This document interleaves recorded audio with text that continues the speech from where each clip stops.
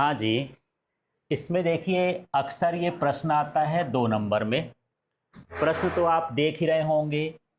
ओम का नियम क्या है, कभी इतना भर आ जाता है, कभी इसका टुकड़ा आ जाता है कि ओम के नियम की सीमाएं लिखिए, कभी दोनों को मिला के आ जाता है कि ओम का नियम तथा इसकी सीमाएं लिखिए। तो इसी के 3 क्वेश्चन बन जाते हैं 2-2 अंक वाले, है ना।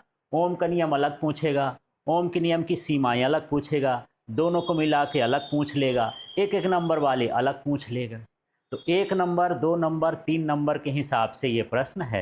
तो अभी समझेंगे कि कौन सा 1 नंबर में आ सकता है, कौन सा 2 नंबर में आ सकता है। ठीक है, आपको सिर्फ ये ध्यान देना है। ये कई बार मैं बोलता हूँ कि आपको ये जो हिंदी बनाना होता है, हिंदी नहीं पढ़ना होता, सूत्र पढ़ना होता है, सूत्रों को जानना पड़ता है।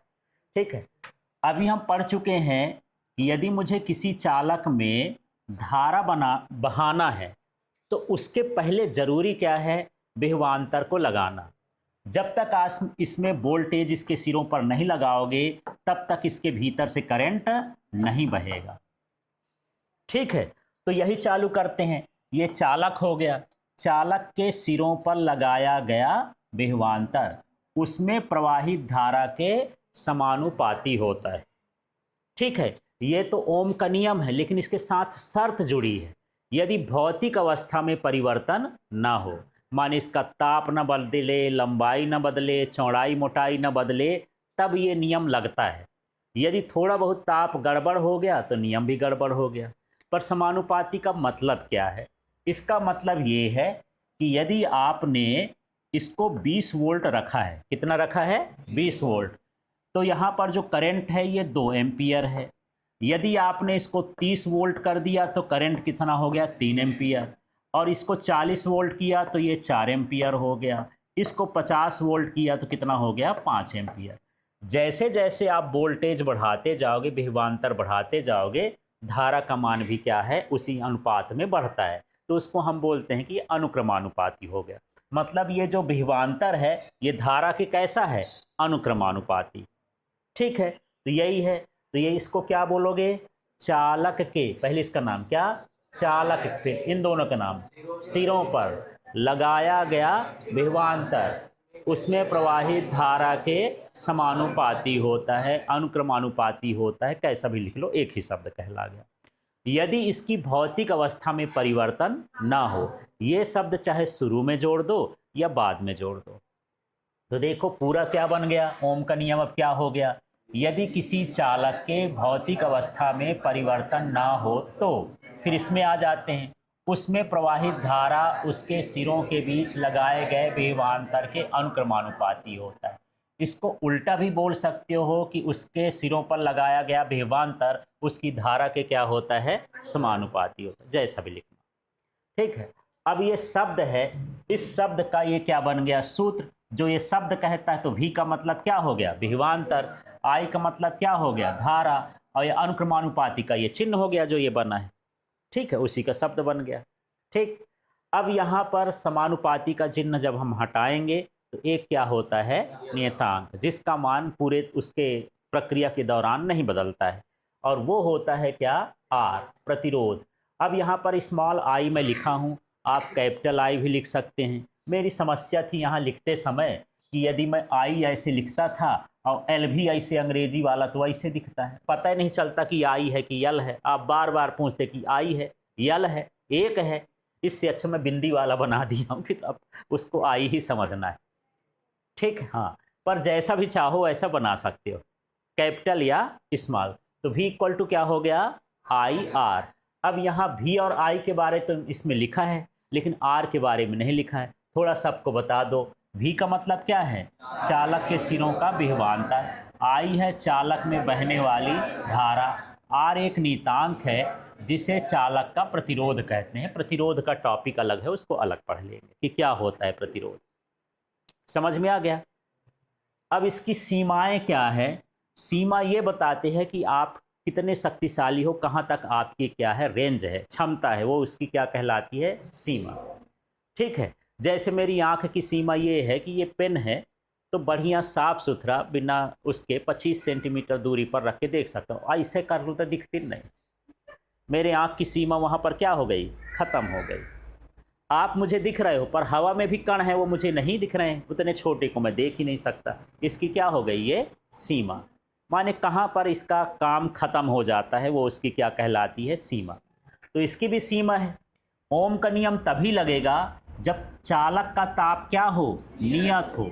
यदि इस चालक को आपने 20 डिग्री सेल्सियस पर रखा है और ये इसमें भी तीनों कंडीशन में सेम ताप है, तो ये सेम रीडिंग देगा। अब सोचो कि मैं 20 और जब 30 निकालूं तो ताप भी बढ़ा दो तो इसका मान गड़बड़ हो जाएगा, फिर समानुपाती नहीं रहेगा।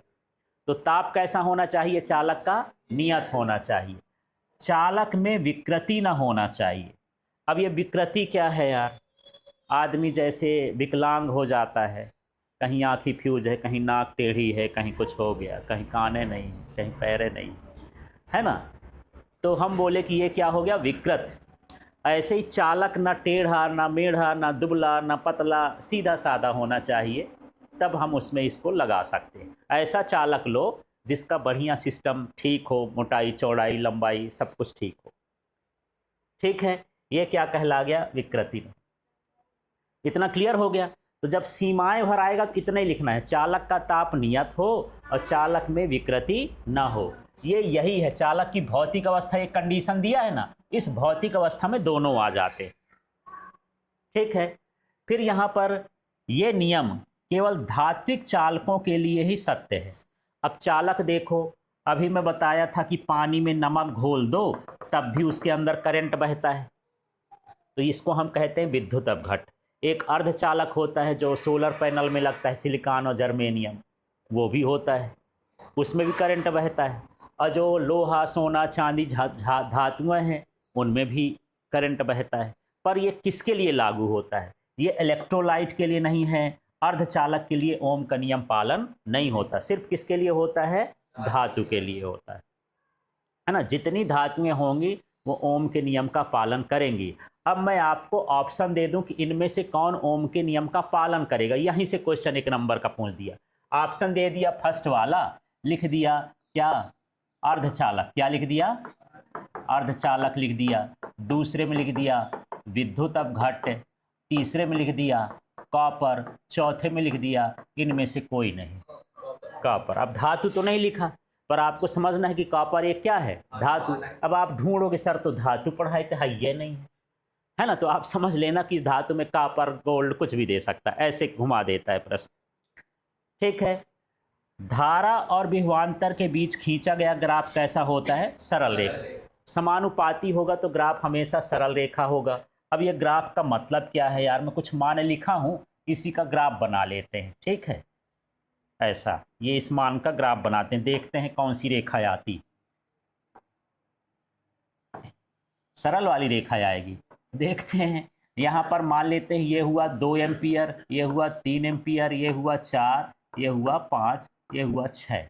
अब यहाँ पर कितना हो गया, 20 वोल्ट, फिर 30 वोल्ट, फिर 40, फिर 50 और ये हो गया 60। अब देखो ये वोल्टेज है और ये क्या है, धारा है। अब ये 20 है तो ये 2, 20 है तब क्या है 2, ये 20 है तब करंट कितना है 2, ऐसे ना ग्राफ बनाते हैं। फिर ये 30 है तो कितना है 3, ये यहाँ पर पॉइंट मिलेगा, 4 है तो ये हो गया 40, 50 है तो कितना हो गया 50, और 6 है तो कितना हुआ 60। अब इसको मिला दो भैया, कैसी रेखा जा रही है, सरल रेखा। तो जो ओम के नियम का पालन करते हैं उनके लिए विभवांतर और धारा के बीच का ग्राफ जो होता है वो कैसा होता है, सरल रेखा।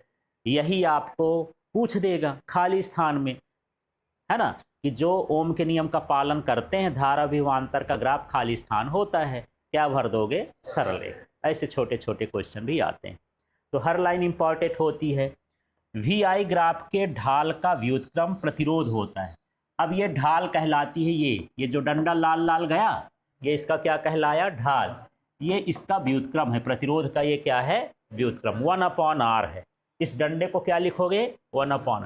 देखो इसका नाम है v, इसका नाम है i और ये क्या है 1/r, है ना। ढाल का व्युत्क्रम क्या कहलाता है, प्रतिरोध।